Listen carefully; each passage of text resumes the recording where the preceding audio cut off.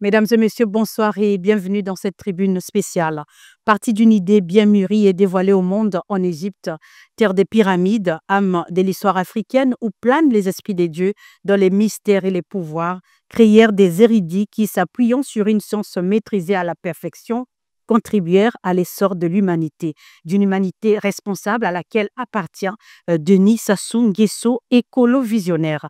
En effet, lancé en 2022, l'idée de la décennie africaine et mondiale de la forestation et du reboisement, proposée par le président de la République, Denis Sassou Nguesso, et endossée par l'Union africaine, est désormais une réalité bien inscrite dans l'agenda des Nations unies après son adoption à la 79e Assemblée générale de cette plus haute institution mondiale. Une grande victoire pour la diplomatie congolaise portée par le président de la République à travers son combat mené depuis plusieurs décennies alors que le monde ne soupçonnait même pas les dérives climatiques actuelles qui nous frappent de plein fouet.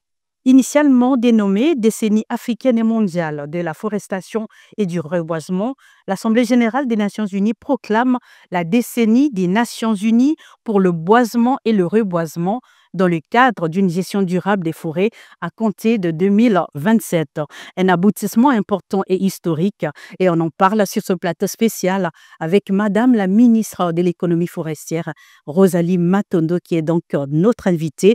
Et je ne suis pas seule sur ce plateau, je suis avec Vincesse Wanzibi de Vox TV. Bonsoir. Bonsoir, merci Ali. Bonsoir Madame la ministre. Bonsoir de m'inviter sur cette tribune très élégante. Très élégante dans la nature, hein. Dans la nature, il y a longtemps. Exactement. Alors, c'est une victoire en tout cas, Madame la ministre, puisque cette idée du président de la République est finalement acceptée, validée, adoptée par l'Assemblée nationale des Nations unies. Alors, comment avez-vous accueilli la nouvelle, Madame la ministre? Nous avons accueilli la nouvelle avec beaucoup d'émotion, avec beaucoup de joie et aussi beaucoup de fierté, parce qu'il s'agit bien d'une idée qui part du Congo, qui est aujourd'hui une idée planétaire.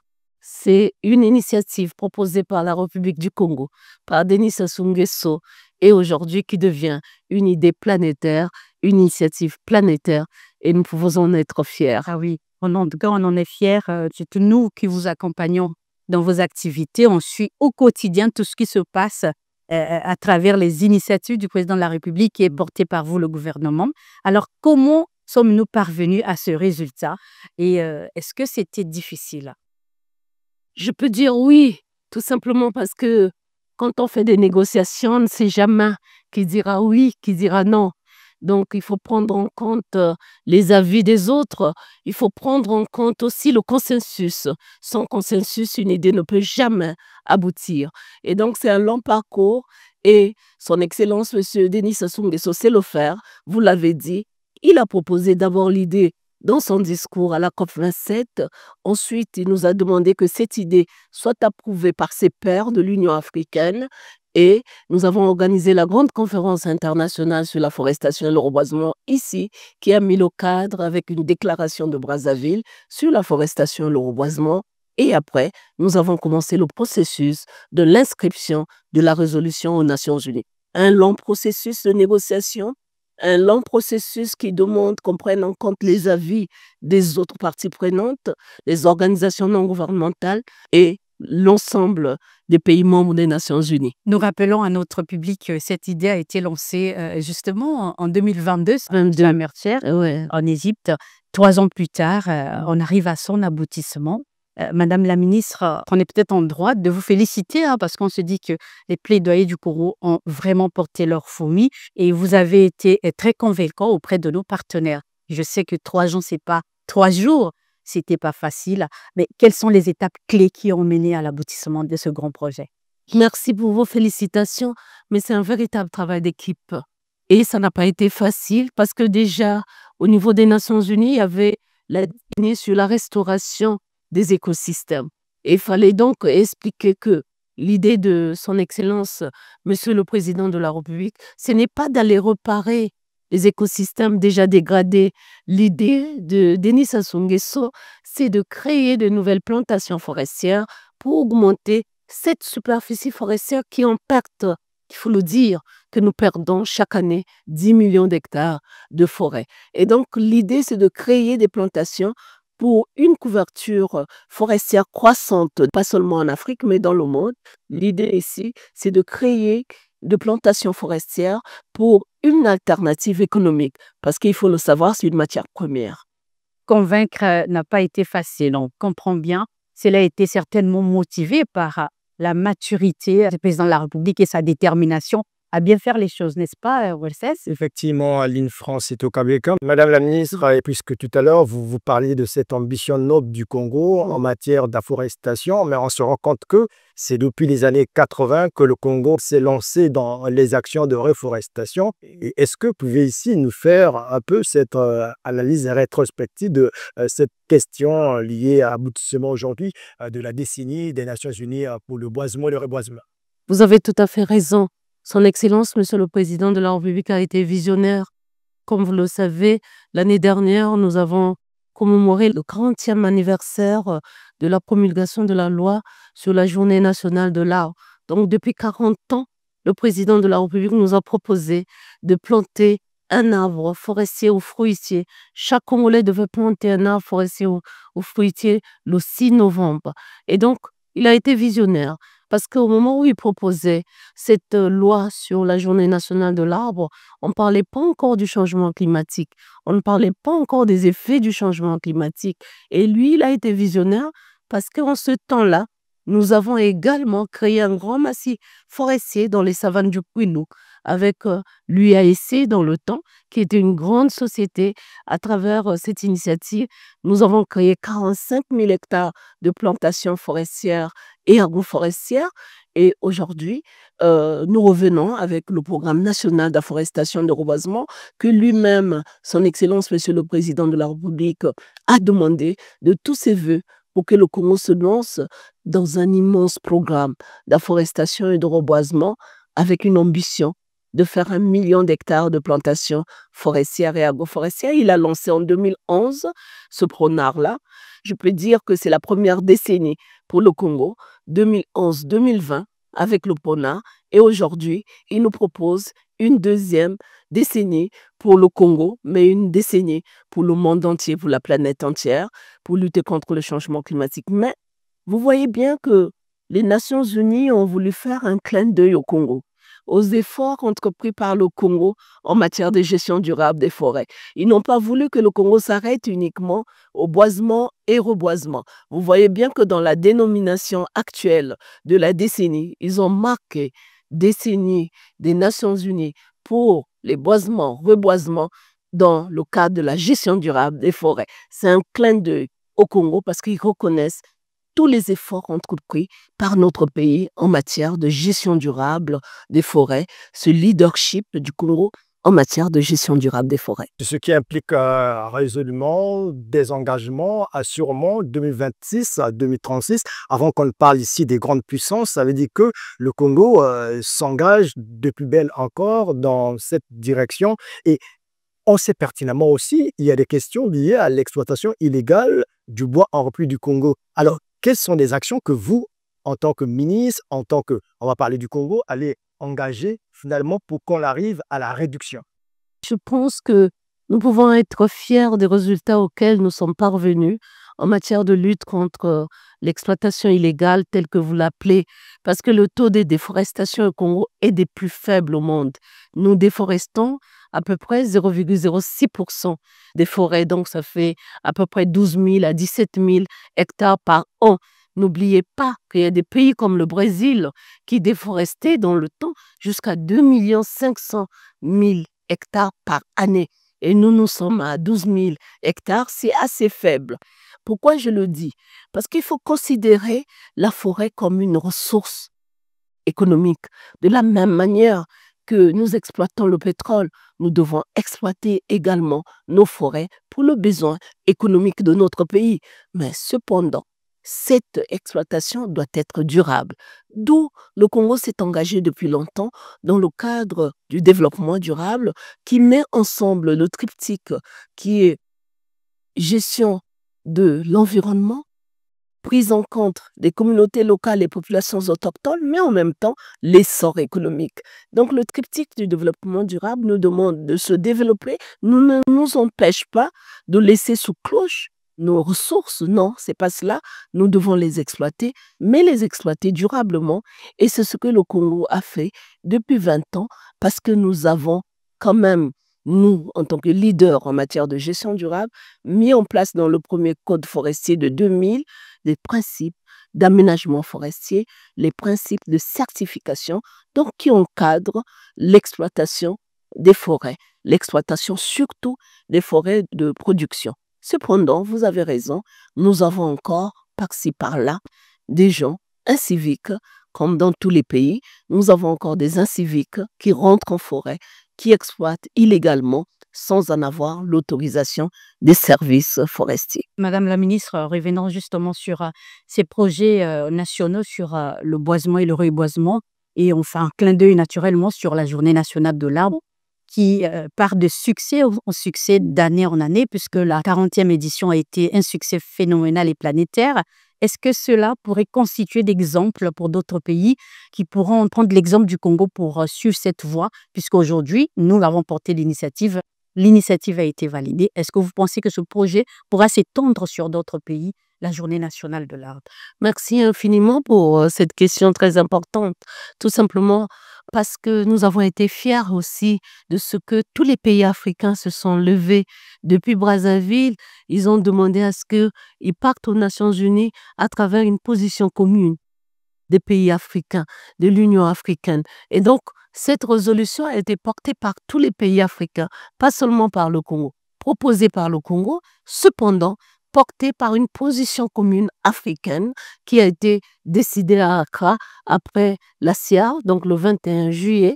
La CIAR s'est tenue du 2 au 5 juillet. Le 21 juillet, son Excellence, Monsieur le Président de la République, était avec ses pairs à Accra. Et là, ils ont décidé d'une position commune pour aller. Ce qui veut dire que nous avons deux tendances. Pour les pays de l'Union africaine, la décennie est déjà en marche. Pour les Nations Unies, qui voulaient, ça a été l'un des objets du débat, les Nations Unies voulaient qu'on termine d'abord avec la décennie sur la restauration afin de commencer après la décennie sur les boisements-reboisements. Les discussions ont été menées. Nous, on disait les pays africains sont prêts. Puisque les pays africains ont déjà adopté une décision pour la mise en place de la décennie, on ne voyait pas pourquoi on devait retarder la mise en œuvre de cette décennie. C'est pourquoi il faut toujours faire moitié-moitié. Le consensus donc, nous a emmené à accepter l'année 2027 comme année de démarrage au niveau des Nations Unies de la décennie. Cependant, au niveau de l'Union africaine, nous avons déjà lancé la décennie africaine de la forestation et de reboisement. Et vous vous rappelez, Madame Aline France, que le Madagascar nous a invités tout dernièrement pour aller lancer de leur côté aussi le démarrage de la décennie à travers un planting qui a été réalisé à Antananarivo avec donc tous les membres du gouvernement et nous avons effectivement vu là une adhésion totale des pays africains à cette initiative de Denis Sassou Nguesso. Très bien. Donc, en partant aux Nations Unies, on peut souligner que cette initiative était déjà devenue africaine puisque portée par l'Union africaine depuis 2023. Depuis 2023. Très bien, Madame la ministre. Alors, qu'est-ce qui change pour le Congo, cette victoire? C'est cette reconnaissance planétaire. C'est cette adhésion planétaire. C'est cette fierté nationale que nous pouvons avoir. C'est ce plébiscite quand vous voyez sur 156 voix, 155 ont voté pour. C'est carrément à l'unanimité, on peut dire.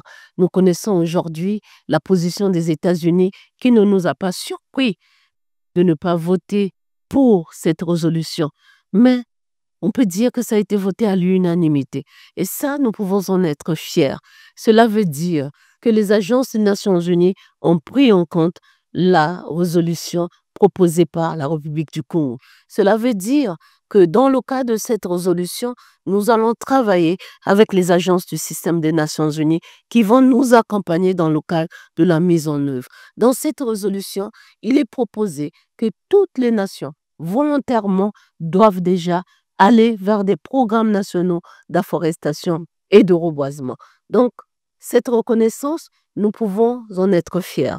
Tout Congolais doit savoir que nous sommes aujourd'hui, je veux le rappeler, à travers cette tribune, nous sommes à la 2e résolution proposées par la République du Congo au niveau des Nations Unies. La première a été proposée par notre première dame, la grande dame, qui avait proposé une résolution sur la prise en compte et le traitement de la drépanocytose.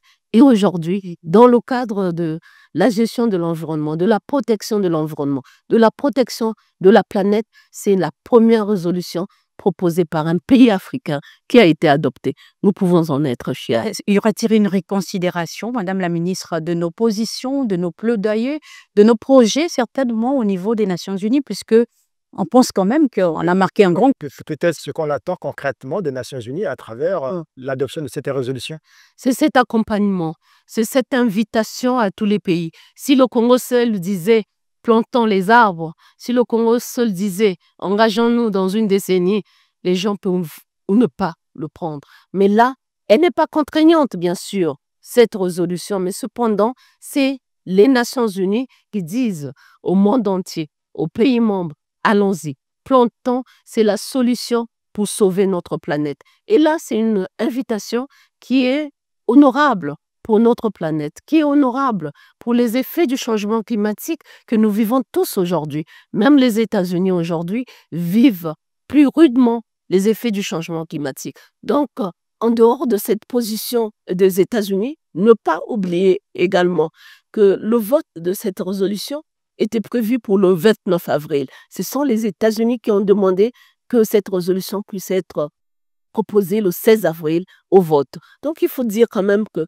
y a une certaine sensibilité. Ils ont voté contre, mais quand même, ils ont voulu que la question soit mise à la table des Nations Unies pour qu'on ait ce vote, ce plébiscite dont nous parlons aujourd'hui. On sait que nous dégradons moins, mais plutôt nous sommes très impliqués plus que tout autre à pouvoir mettre en avant des actions contre les changements climatiques et le reboisement pour le bien de notre planète. Est-ce que des questions de financement seront prises en compte à travers cette victoire venant du Congo? Bien sûr, la question de financement climatique en Afrique est une question qui participe à tous les débats, à toutes les négociations internationales. Au niveau des pays africains, même si nous ne sommes pas à l'origine des gaz à effet de serre qui induisent ce changement climatique, l'Afrique est vulnérable. Et vulnérable parce que nous n'avons pas de capacité à faire face à ces effets du changement climatique. Mais nous le savons bien que les financements internationaux ne viennent pas dans nos pays. Et nous le décrions à chaque négociation, nous le décrions à chaque conférence des partis, nous le décrions à chaque réunion internationale. Donc, si les Nations Unies prennent en compte cette initiative du Congo qui devient une initiative planétaire, c'est bien dit.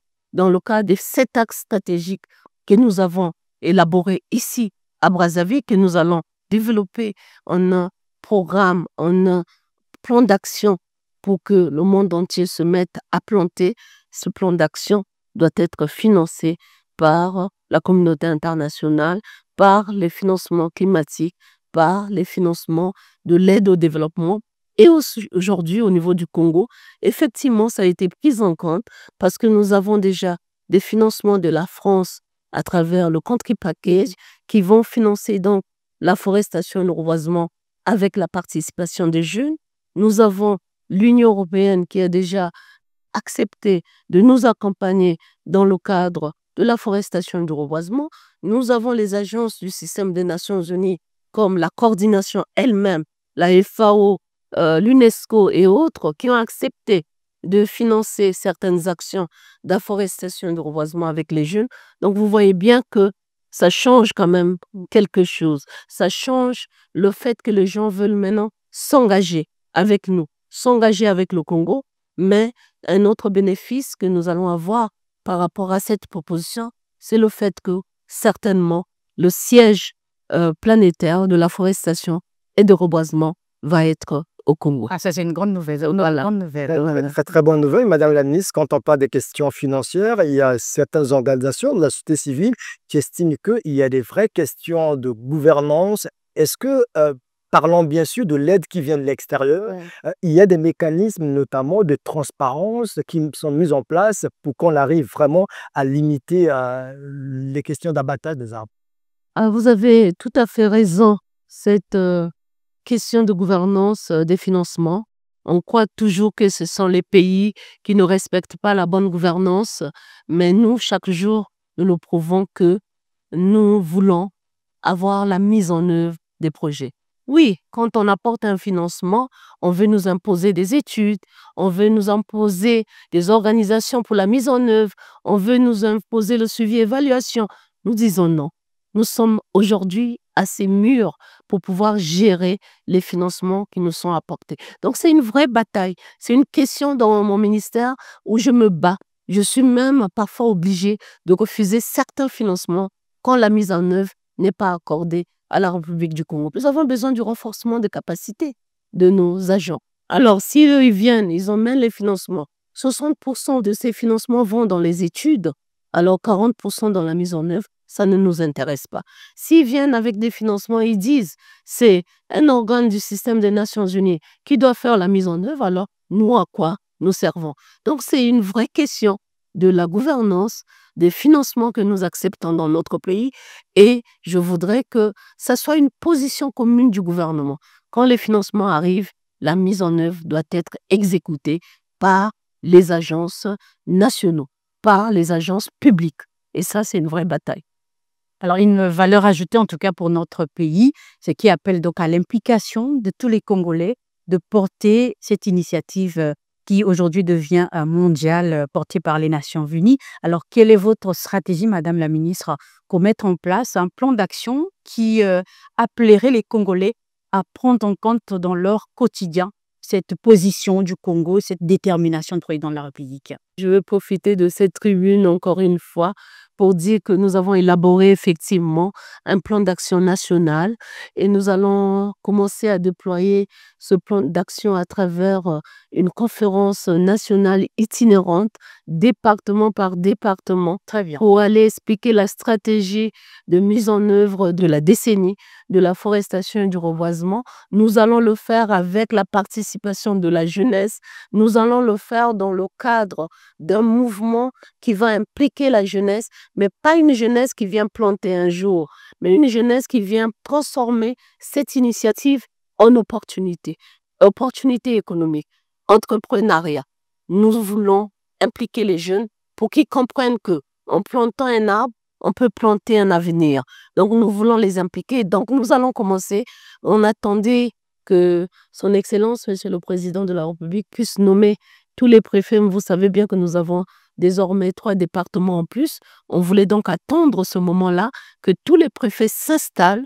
Nous allons donc commencer, selon nos moyens, à faire le tour de tous les départements, expliquer quels sont les axes stratégiques de la décennie, écouter les jeunes, qu'est-ce qu'ils attendent du gouvernement, quels sont les projets qui les intéresseraient à mettre en œuvre dans le cadre de la forestation et du reboisement, et nous mettons en place, nous n'allons pas uniquement pour faire une conférence théorique comme nous le faisons d'habitude.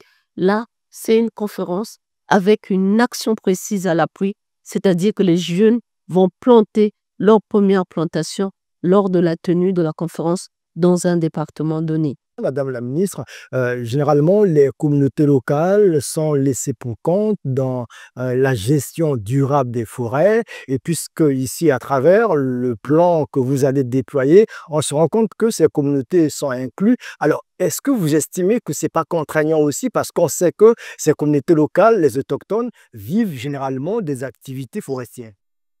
Alors, c'est une grande question que vous me posez là.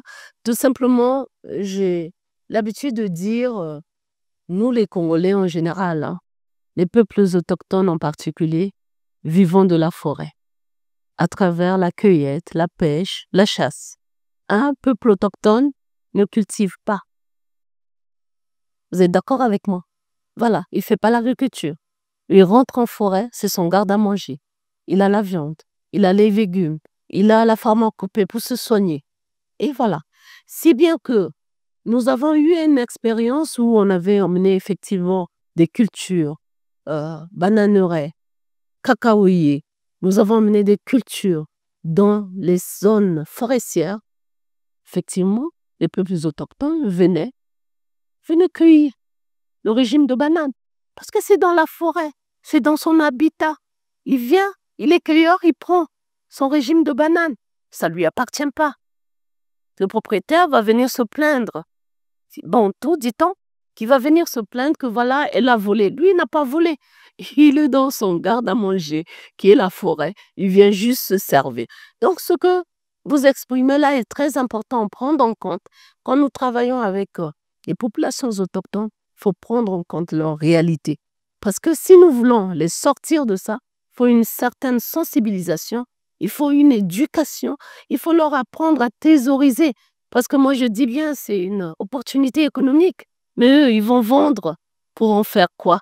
Ils ne savent pas trésoriser. Donc, qu'est-ce que nous allons leur apporter comme connaissance, comme renforcement des capacités pour qu'ils sachent que quand je plante, j'ai une surface bien déterminée et moi, je ne peux que récolter dans cette surface bien déterminée. Et quand j'ai les ressources issues de ce périmètre, je dois utiliser ces ressources pour ma famille. Donc ça, c'est une vraie éducation et j'espère que nous allons y arriver. Mais dans votre question, il y a le fait aussi que nous laissons la charge aux jeunes des départements de nous dire ce qu'ils veulent. Nous ne venons pas leur imposer une démarche. Nous venons juste les accompagner. Mais nous voulons que le jeune, aujourd'hui, des plateaux, nous dise « Moi, je veux faire 100 hectares pour le bois énergeux.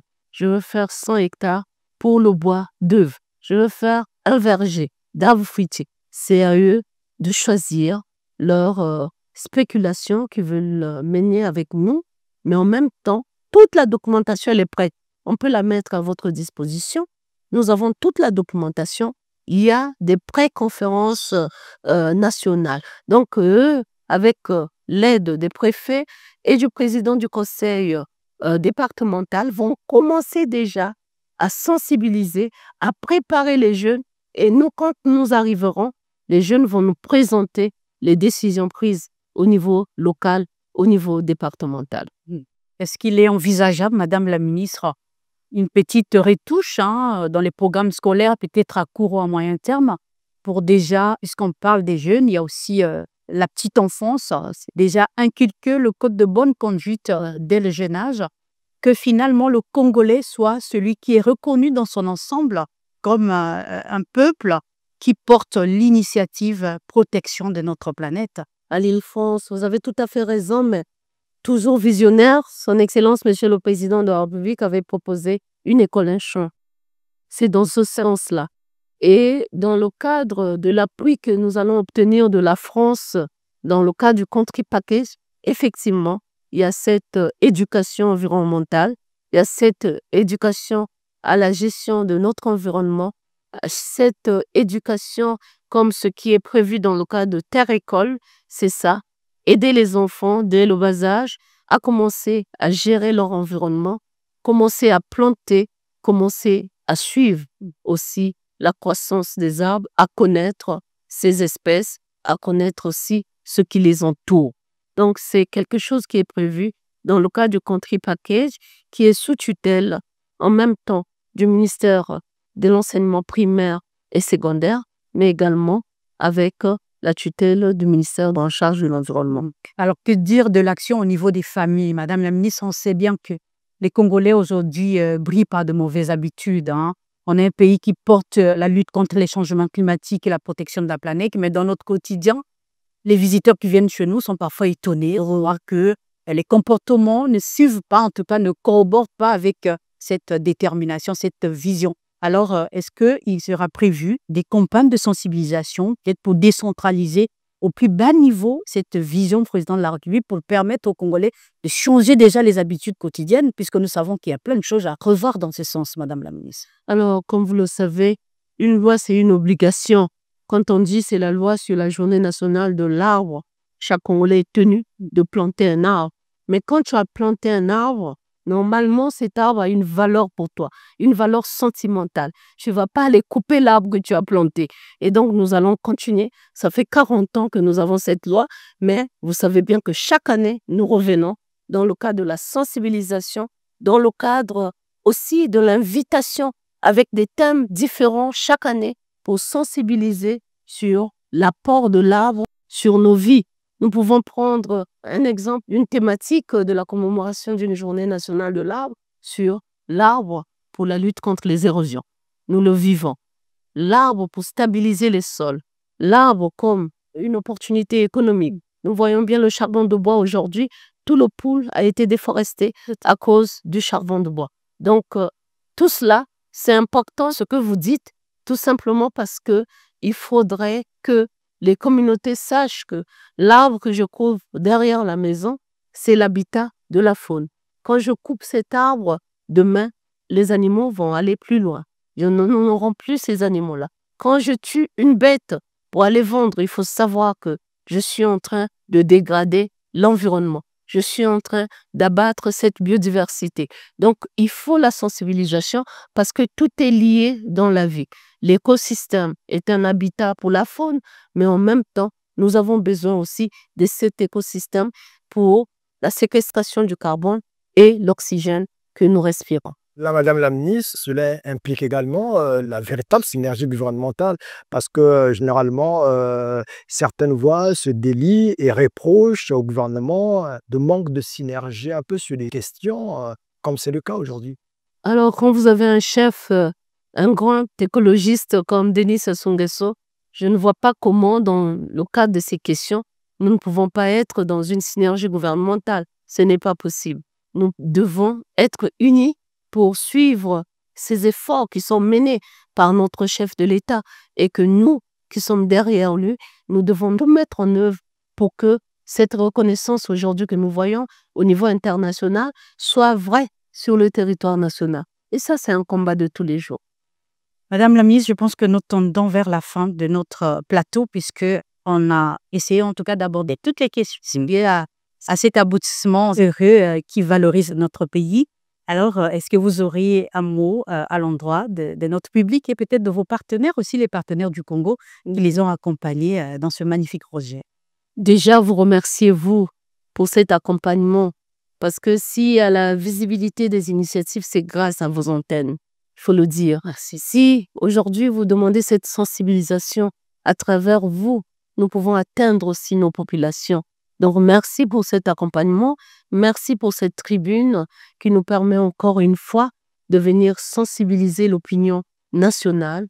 Nous voulons pour finir dire merci aussi à nos partenaires techniques et financiers qui nous ont accompagnés depuis la première idée lancée par Denis Sassou Nguesso, depuis tout le processus que nous avons mené pour arriver à la position commune africaine, pour arriver à l'Union africaine, pour la décision de l'Union africaine de décréter une décennie africaine de la forestation et de reboisement, pour l'accompagnement des agences du système des Nations Unies jusqu'au vote de cette résolution au niveau de l'Assemblée générale des Nations Unies. En outre, je voudrais également ici saluer l'engagement de notre représentation nationale à New York, la représentation congolaise qui a mené le plaidoyer, qui a mené les négociations du bout en bout jusqu'à ce vote qui a plébiscité donc la République du Congo avec donc l'annonce de ce résultat magnifique qui a été obtenu grâce effectivement au plaidoyer de la représentation nationale, grâce au plaidoyer de nos agents qui sont à New York. Je voudrais profiter de cette tribune pour les féliciter et les remercier pour leur collaboration. Je voudrais féliciter tous les collaborateurs pour les nuits blanches, pour tout le travail accompli, pour qu'aujourd'hui, ce vote soit inscrit sur du marbre au niveau des Nations Unies, que c'est une résolution qui a été portée par le Congo, mais qui devient aujourd'hui planétaire. Madame la ministre, une question de curiosité. Vous aurez un conseil des ministres tout à l'heure. Vous serez face au président de la République et à vos collègues du gouvernement. Avec cette bonne nouvelle, on essaie de supputer un peu sur l'ambiance qui va prévaloir dans cette salle de conseil des ministres. Alors, comment cela va se présenter selon vous, Madame la ministre? Alors, Monsieur le Premier ministre, chef du gouvernement, nous a demandé de porter une note d'information à l'endroit du conseil de ministres que nous allons délivrer ce matin.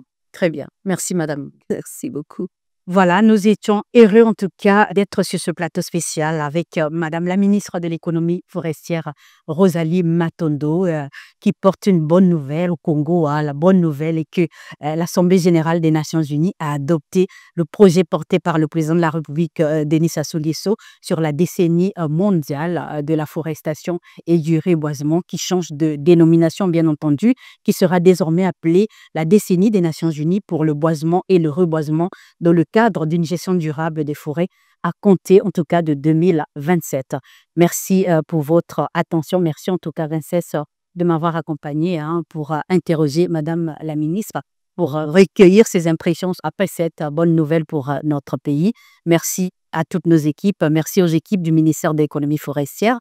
Et merci particulier à Madame l'attachée de presse de Madame la ministre Gustelle Claire Koudissa pour le soutien et l'accompagnement. En tout cas, à très bientôt sur nos antennes. Et juste après cette émission, vous suivrez un film documentaire de la presse présidentielle sur la décennie mondiale portée par le président de la République sur la forestation et le reboisement. À très bientôt.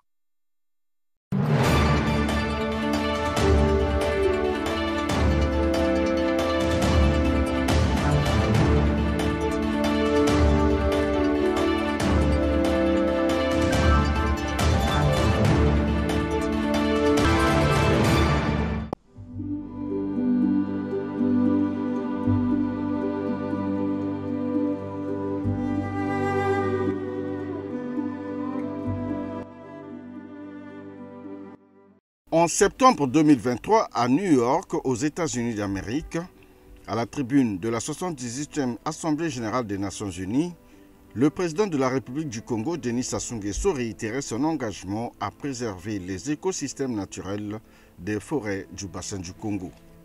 Capitale politique de la République du Congo et siège des institutions du pays, Brazzaville abritait du 2 au 5 juillet 2024 la première conférence internationale sur l'afforestation et le reboisement. Une rencontre de grande envergure censée impulser une appropriation plus profonde et un engagement plus soutenu des enjeux liés à la préservation de l'environnement et à la survie de notre planète. Organisée par la République du Congo en partenariat avec l'Union africaine et the United Nations Forum on Forest, la première conférence internationale sur l'afforestation et le reboisement, qui a réuni environ 2000 participants, avait pour objectif principal la définition d'une stratégie visant l'augmentation de la superficie forestière mondiale sur la base d'une coopération internationale à la systématisation des activités d'afforestation et de reboisement en vue d'accroître la capacité de séquestration du carbone atmosphérique dans le cadre de la lutte contre le changement climatique, de préserver les habitats et la biodiversité, de soutenir et maximiser la production des biens et services fournis par les forêts.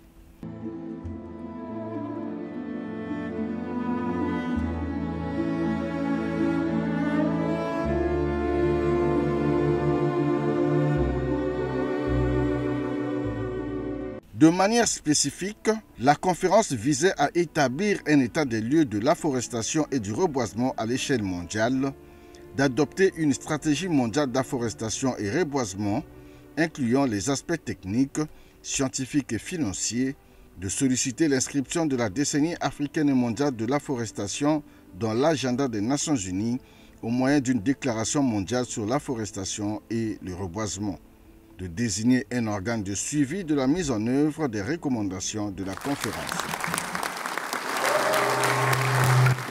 La décennie mondiale de l'afforestation a été lancée, faut-il le rappeler, par le président Denis Sassou Nguesso le 7 novembre 2022 à l'occasion de la 27e conférence des parties à la Convention cadre des Nations unies pour le changement climatique COP27 tenue à Sharm el-Sheikh en Égypte.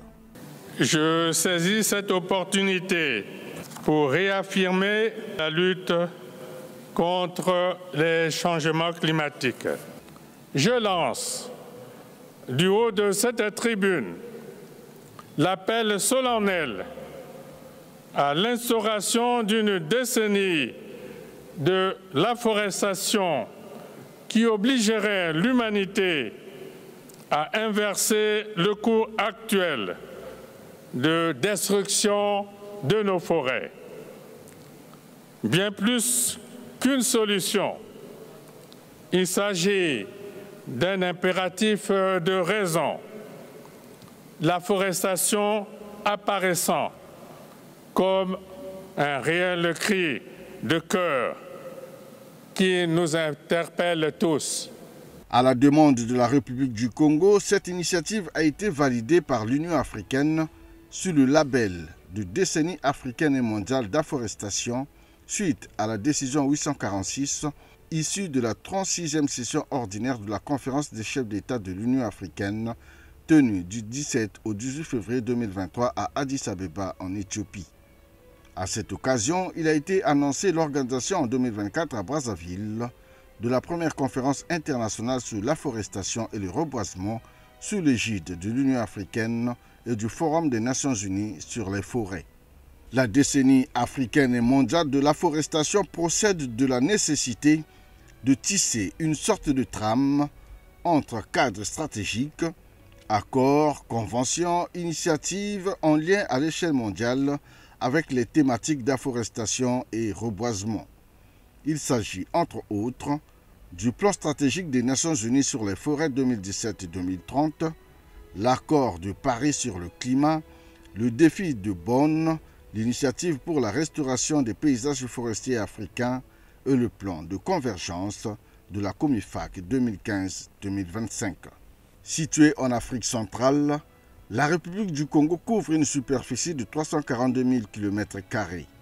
Le pays est doté d'un couvert forestier estimé à plus de 60% de son étendue, d'un relief diversifié, d'une abondante hydrographie et d'une pluviométrie relativement bonne. Des atouts naturels, comme bien d'autres, qui forcent l'admiration.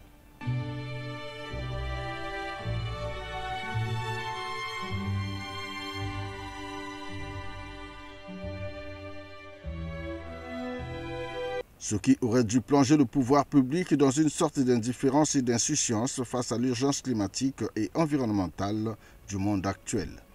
Au contraire, considérant la cause climatique et environnementale à la fois comme une problématique planétaire et un des droits fondamentaux des peuples, le pays s'est lancé sans réserve dans la bataille pour la vie et la perpétuation des espèces.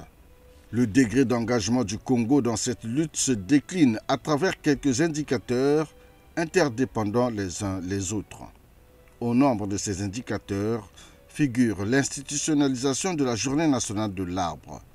Chaque Congolais, le 6 mars, doit planter chez lui, partout où il se trouve, un arbre, qu'il soit fruitier ou pas. Cette décision sera transformée dans un acte d'État et sera partout publiée pour qu'elle soit appliquée par tous. Cette journée a été instituée par décret numéro 88/617 du 30 juillet 1988 portant application de la loi numéro 062/84 du 11 septembre 1984.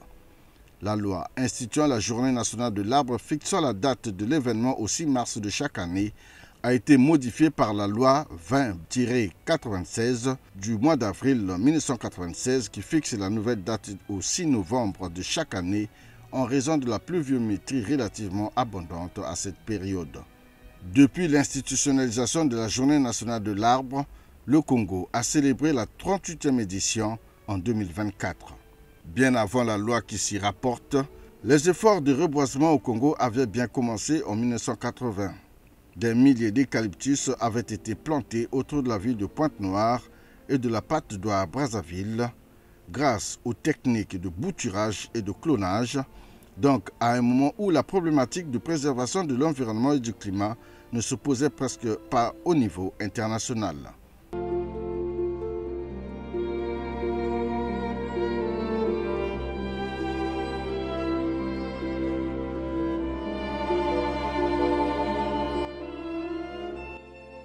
La tenue du 26 au 28 octobre 2023 à Brazzaville du sommet des 3 bassins forestiers tropicaux du monde. Organisé à l'initiative du président Denis Sassou Nguesso, ce sommet a eu pour objectif de bâtir une coalition pour accélérer la transition énergétique et renforcer la collaboration entre ces 3 bassins reconnus comme poumons de la planète, représentant 80% du couvert végétal mondial et environ 3/3 de la biodiversité. Autant d'indicateurs qui illustrent l'engagement du Congo et de son dirigeant, le président Denis Sassou Nguesso, dans la recherche d'une riposte commune face à l'urgence climatique à laquelle est confrontée l'humanité. Aussi très engagé dans la lutte contre les changements climatiques depuis plus de 4 décennies, Denis Sassou Nguesso a-t-il pris part en novembre 2024 aux travaux de la COP29 à Bakou, en Azerbaïdjan. Il a délivré un message sur les défis climatiques à relever tout en martelant sur les efforts consentis par le Congo dans la lutte pour la préservation de l'environnement et la justice climatique.